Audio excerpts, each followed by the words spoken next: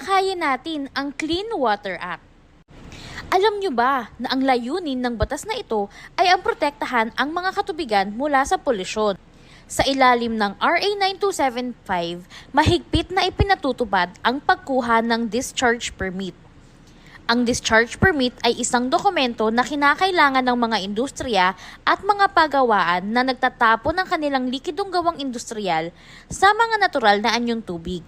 Ang discharge permit ay isang legal na pahintulot na ibinibigay ng departamento at dapat nitong tukuyin ang dami at kalidad ng mga effluent, ang kanilang schedule ng pagsunod, at mga kinakailangang monitoring. Lahat ng establishmento ay kinakailangang kumuha ng valid discharge permit ayon sa MC 2012-01, kahit gaano pa kadami ang inilalabas nito.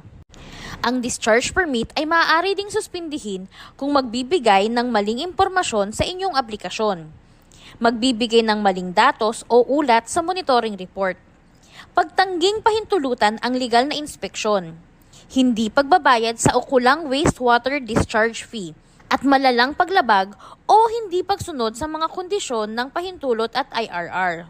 Ang mga epekto ng hindi pagsang-ayon o suspensyon at pagkakansela ng discharge permit ay maaaring magdulot ng maraming problema sa mga establishmento, tulad ng hindi pagpapatuloy ng operasyon at posibleng multa o karampatang parusa mula sa otoridad.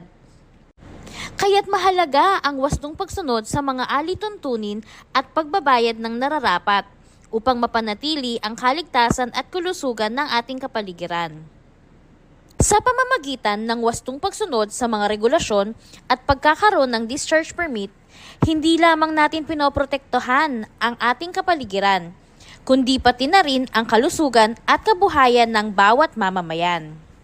Lahat tayo ay may responsibilidad na mapanatili ang kalinisan ng katubigan.